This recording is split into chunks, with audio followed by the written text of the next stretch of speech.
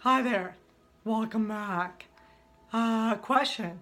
Does your child say or do things that embarrass you or make you feel ashamed?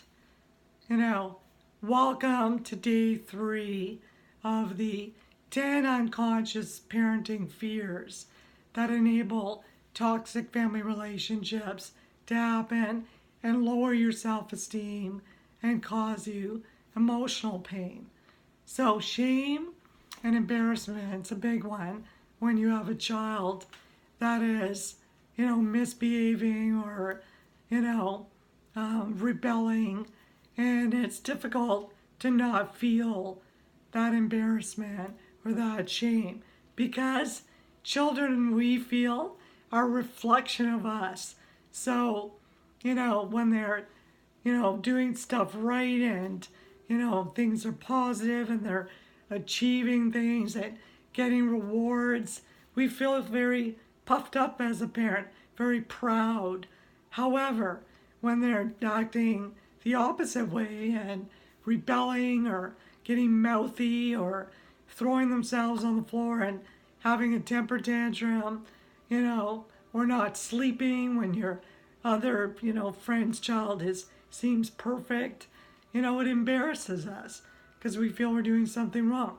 So, right up until now, again, family dysfunction is not your fault because you weren't taught how to be a parent or how to be a good parent at that. So you can't blame yourself for a lot of the sort of negative behavior that the child is experiencing or showing you up until now. But now I'm bringing awareness to you that this shame, this frustration, this embarrassment that you're feeling regarding your child is only going to cause more to be embarrassed about. Remember, we've talked earlier in the other days presentations about how fear is the culprit.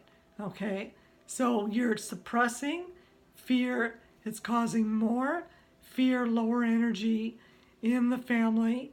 All right, and this is why you're starting to operate under fear. So, embarrassment, shame, this is just another level of fear. You know, for all we know, you have other things in your life that are causing you embarrassment and shame as well. And you're sort of placing it or onto the child. Now, I'm not saying that the child doesn't make you and you don't have the right to feel embarrassed, because I know I did. I remember when my son was when I was going through my divorce and I was going through some challenging things, and I guess again, I wasn't the A type parent that I should have been, and my sensitive son would feel that, and his way of guarding his own pain, and that's what your child's doing, guarding their own pain. So they're lashing out, rebelling, again, like I said earlier, holding you responsible for their unhappiness. So this is their way of getting back to you without communicating effectively. So their way of communicating that they're not happy is by embarrassing you, yelling at you, screaming at you, throwing temper tantrums, disconnecting, becoming estranged. That's their way of saying they don't feel loved. Now, in your defense, perhaps they're not communicating that, because that's a problem with a lot of families. We don't communicate our emotions.